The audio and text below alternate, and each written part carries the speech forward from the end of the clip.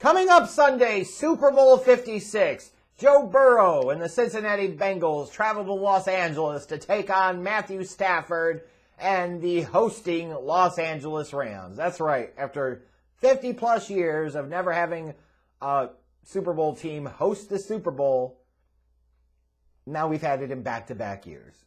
Quirks of the schedule, how that works out, and all of that. But I would have to say right now, my excitement level is pretty up there for this one. It is.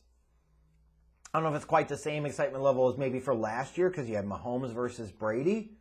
But Burrow versus Stafford isn't a slouch matchup. It certainly isn't. You know, when I look at two teams that, play big-time explosive offense and have the capability, the capacity to put up big points offensively, I'm excited about that possibility playing out on Sunday night at the Super Bowl. But when you look ahead to this game, there are a lot of different ways in terms of how this game could play out, and this is kind of my preview and my thoughts as to what's going to happen here. But first for the Cincinnati Bengals. What a year it's been. Because you really talk about, these are two teams that took two very, very different paths to ultimately get to this spot. For the Cincinnati Bengals, they were in a bad spot a couple of years. And then they got into a spot where if you're going to be bad, go all the way so you can get that number one overall pick. And they got their franchise dude in Joe Burrow. They got their Joe Cool. They got their dude that they could build everything around, which is how we talk about building the kind of modern NFL team. You go get that young quarterback and you build around them, especially when they're on their rookie scale contract. And here are the Bengals, who last year were still really bad, hence why they had the 5th overall pick in the 2021 draft.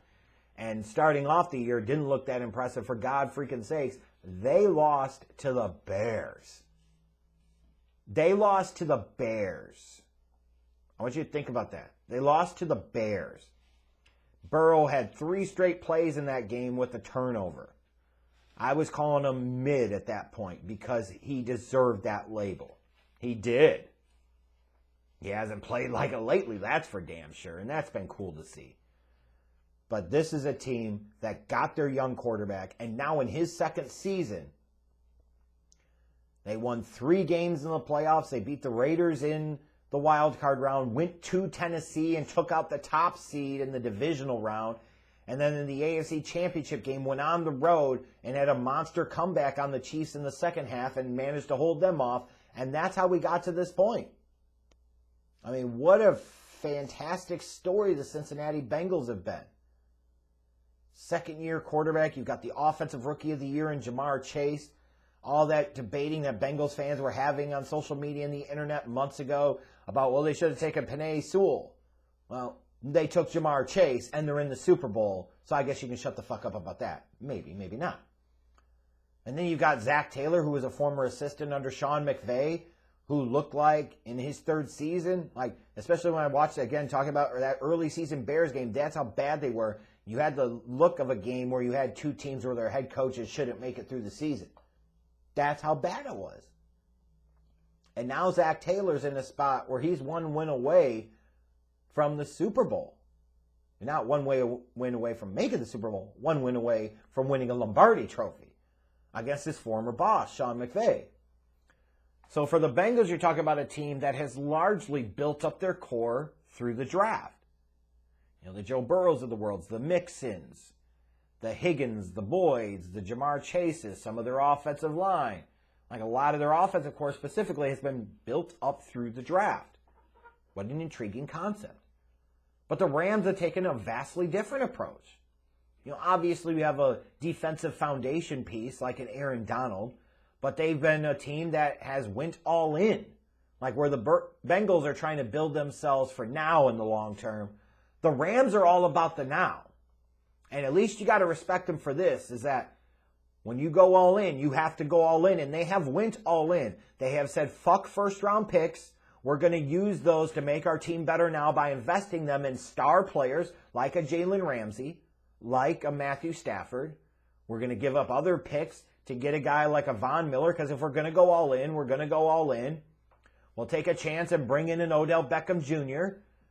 You know, you've got Cooper Kupp as a former third-round pick for them, who played at a damn, in my opinion, would have gotten my vote for MVP of the league this year.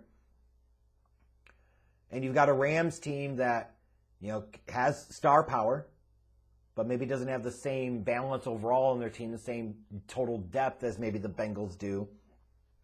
So it's a contrast in philosophies in different ways. Veteran quarterback, you haven't built a true like super team, but you have went all in, whereas the Bengals have drafted the young quarterback and tried to build around him. And now here's a second chance for Sean McVay on the game's biggest stage to win that Lombardi trophy that he failed to do a few years ago. And now he certainly can't say that he feels the quarterback is a thing in Jared Goff that's going to hold him back this time, because now he's got Matthew Stafford. Well, some might say, well, Patford, does he really? Yeah, and I'm with you there. As I look at this matchup, I'm trying to be very careful not to dismiss the Cincinnati Bengals. They should not be in this spot, but they are. And that is a total testament to their character as a team. That is a credit to the coaching of Zach Taylor. That is a credit to Joe Burrow and that offense as a whole. That is a credit to the Bengals defense, frankly, stepping up and making big plays in big spots and key moments in their previous 3 playoff games. They were not the best team in the AFC. That was the Bills. Maybe the Chiefs. Maybe the Titans. But damn it all, you got to give credit where credit is due. The Bengals went into Tennessee and they beat the Titans. They went into Kansas City and beat the Chiefs. So I'm certainly not here to rain on their parade. For the Rams, as much as I just want to point to is something as easy as, well, they're playing at home like the Bucs did last year, so they're the team that went all in, they're going to win it, and all of that. They've got more of the true star power. This is also a Rams team that, yes, in the wild card round, they handled the Cardinals easily, but they struggled like fuck to hold on to that game in Tampa. They jumped out to that big lead, then they fell apart, they collapsed, and then found a way to pull it out at the end. And then facing the 49ers in the championship game, I mean, they were down in the fourth quarter against a team that has Jimmy Garoppolo as their quarterback. That's not good. So I'm just saying that I can't just automatically crown the Rams' asses. We should not dismiss the Bengals here. And I'm certainly not trying to. I'm not. One of the keys, I think, for this game is going to be, when you look at it offensively, defensively, you're going to talk about the trenches, and people love to talk about the trenches, and I think it's absolutely appropriate here. Can the Bengals protect Joe Burrow? If they can, the Rams are in some trouble. If they can't, it could be a long day for that Bengals offense. Conversely, for the Rams, when you especially look at the matchup with the 49ers, one of the challenges they had was it was really hard for them to give Matthew Stafford enough time to be able to work down the field.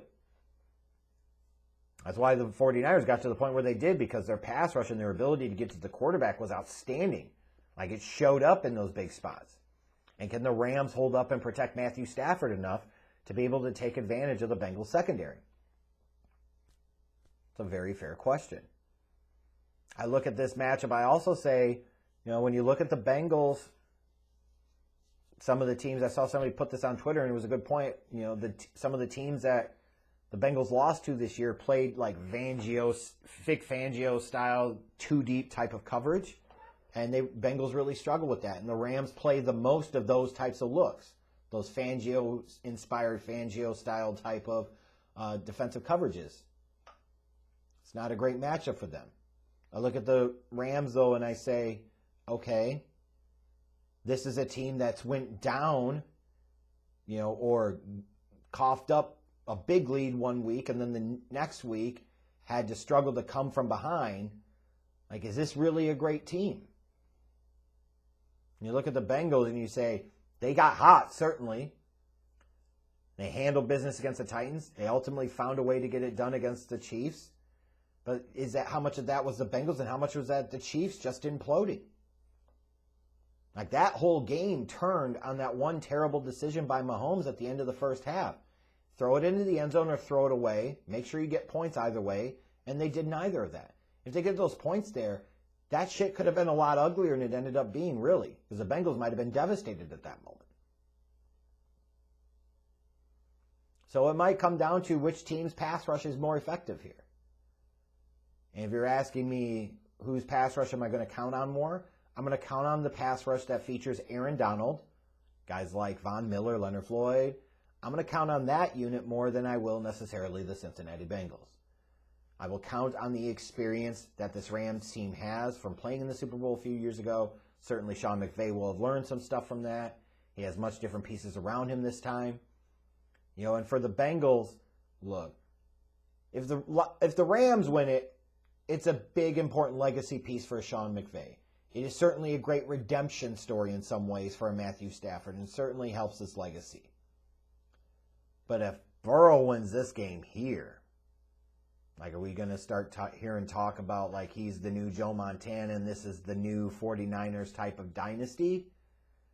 I don't know, especially when you talk about you playing a conference that has Mahomes and has a freaking Josh Allen and has a Justin Herbert. Good luck with all that. But if the Bengals are able to come out here and win a Super Bowl, I mean, Cincinnati's going to celebrate. It's a big moment in that organization's history. It's also a big moment in the careers of guys like Zach Taylor and Joe Burrow. There's no question about it. And there's certainly a sentimental piece of my heart. Like, I can remember being a kid and watching Super Bowl 23. I remember Joe Montana's drive, how close the Bengals were and falling short.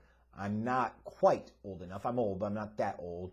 I was barely a thing when the first time the Bengals played in the Super Bowl against the 49ers. I remember that second one vividly. For those of you that weren't alive to see it, watching Joe Montana march that 49ers offense down the field late and then hit John Taylor on the slant to the left, as it was 30-something seconds left. I mean, it's one of my favorite football memories of all time, especially when you talk about the Super Bowl. This is a chance for the Bengals organization, the Bengals franchise, to exercise some demons. You know, and Mike Brown wins a Super Bowl of all damn things. Could you imagine? There's a business sentimentality there that I'd prefer to see the Bengals win just because of the history. The Rams in LA, like, we talk about they're playing the Super Bowl at home, but how much of it is even a home game? Like, they have trouble even getting Rams fans to show up there. Like, you can't even get your own home team fans to dominate the crowd there. Then do you really fucking deserve to win? I don't know. That said, I do have more faith in this Rams team. You know, Cooper Kupp is a monster, but I think OBJ could make a big difference in this game. I really do. I think the pass rush of the Rams is going to be a problem for the Bengals. I think for the Bengals, it's been a fun run, but the Cinderella run's going to end. And I know there's some of you watching this right now. If you're still watching, you're saying, oh my God, please don't pick my team. Or maybe you want me to pick your team. I don't know. But I am going to pick the Rams here. I'm going to go Rams 31, Bengals 20. And I can see the reactions right now. You've got Bengals fans that are going to be pissed at me because I didn't pick their team. Then you also have some Bengals fans in the comments of this video that are glad I didn't pick them because they feel like they avoided the Jeff jinx and I put all of the jinx powers on the Rams. And that is very valid. You also have Rams fans that are really sad right now because as much as they want me to pick their team because they want to feel good about Sunday night, they absolutely want no part of me putting the Jeff jinx on the Rams.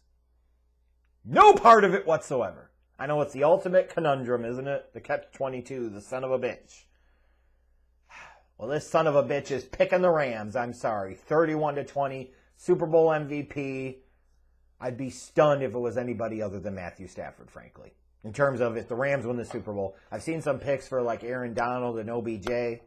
We know how this goes. Most years, when in doubt, that MVP award is going to a quarterback. And you would expect there to be enough points scored in this game where you could justify giving it to somebody in the offensive side of the ball. And if you do, it's likely going to a quarterback. So Rams 31, Bengals 20, Matthew Stafford as the game's most valuable player. You can let me know your picks for Super Bowl 56 down in the comment section. Let's hope this is a fun and exciting game on Sunday night.